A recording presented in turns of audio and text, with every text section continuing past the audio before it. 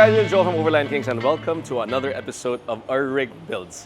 What we have today is an FJ Cruiser that's quite iconic for Overlanders. But for once, let me show you what a clean build looks like.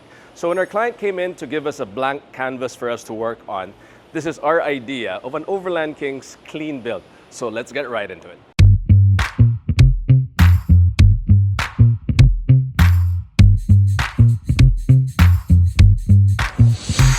A clean build should be at home, whether you're going to a high-end mall or a high-end hotel, or you're out there in the boondocks overlanding. So let's start with the exterior. First up, to keep the lines clean, we put up a non-loop bumper in the front. With we chose an OL brand from Australia, which actually gives that clean space look on the front, which maintains the look of the FJ Cruiser. To finish off the front part of the bumper, we put in, of course, the classic combination of lights. And we put in some JC yellow lights in the front, which acts as the fog light. And we put some yellow DRLs with the PIA LPX 570s so that there be a strong combination of the yellow and white with the headlights that are converted into LEDs, by the way, since the FJ lights are all halogen from the factory. So with this light combination in the front, you can be sure that you will light up the night driving of anywhere you're going to be going, anywhere you go with this vehicle. Up top, we put also the PIA 40-inch LED bars, which will act as your off-road lights when you're actually off-roading or overlanding. Underneath, there's also a bash plate or a UVP plate made by ARB. Moving on to the side, a clean build won't be complete without a little bit of an upgrade in terms of its ride and stance of the vehicle. And to achieve this look, we've used the ARB BP51 suspension, of course, with all of the necessary adjustments needed, including adjustable panhards, hard race tab links, to make sure that everything is still in OEM configuration or OEM look, even if we upgraded the suspension. The wheels and tires still is a good mix of rugged and polished. When I say that, because we put in MR Method Race Wheels 703s paired up with Nitto Trail Grappler MTs. So that combination gives you that rugged and clean look all at the same time. If you look at the side, the reason why the car still looks stock is because instead of using a rock slider, we want to have a clean look. We have installed a set of e-boards that actually makes the ingress and egress of this car very, very convenient, but at the same time, it's made for the FJ, so you still have the clearance if you're really trailing, and it looks really clean from the outside. Let's move on to the back of the vehicle. So up top, we have put on a front runner roof rack for the ultimate highest capacity loading roof rack in the market, paired up with the top of the line iCamper ExoShell 270-degree awning, which gives the owner a flexibility to expand this with rooms or to add a further roof tent should he wants to upgrade in the future. But as a clean look, I think the 270-degree awning paired up with the exterior model we put on is just the right balance of ruggedness and classiness at the same time.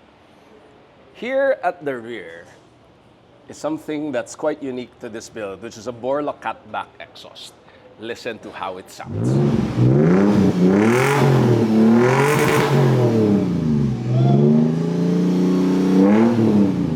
If you hear all of that, that gives it the additional oomph that you would want from the FJ Cruiser. As we call it, smiles per liter. Moving on to the last part of the vehicle, the front or the passenger side, we've equipped it with a safari snorkel from ARB, which gives it additional wading depth should the car encounter any of those deep river crossings or Manila floods if we're in the area.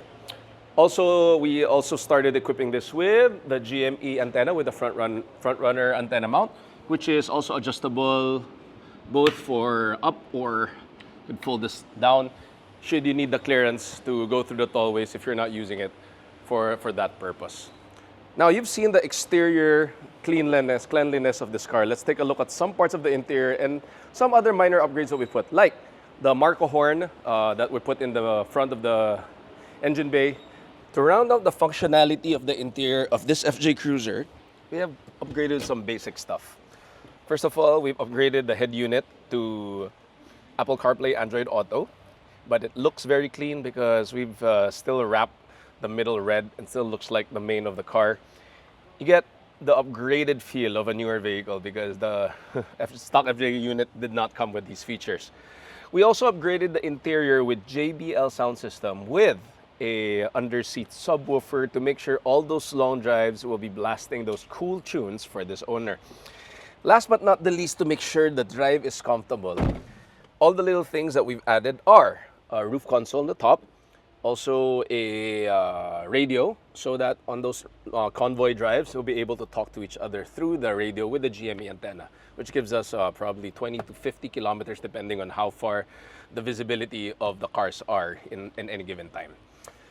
To make things cool inside, aside from the great audio and sound system, one thing we added is the avant-garde ceramic tints, which are, that you can see here, that's very clear from the inside, but from the outside, if you do pick one of the darker shades, you'll almost be black out from the outside, but from the inside, you'll be able to see clearly like there is no tint. What I like about the ceramic tints that are available now are the 99% heat rejection and 8 years warranty you get if you do put this tints on your vehicle, which is now available in the Killeen studio, by the way, here at Overlandkings. So those are little things that we add to the FJ Cruiser, which if at first look, you might think like, that's not much that you add. But again, you know, we believe that when you modify it, it's gotta be tasteful, and sometimes less really is more. So guys, that's the interior of this FJ Cruiser. Outfitting and modifying a vehicle is really a style and taste in terms of how a car comes out. You know, here at Overlandkings, we like to call it OEM Plus. And this is a classic look of that. It's tastefully done, but still capable to do all of the adventures that you might need to do.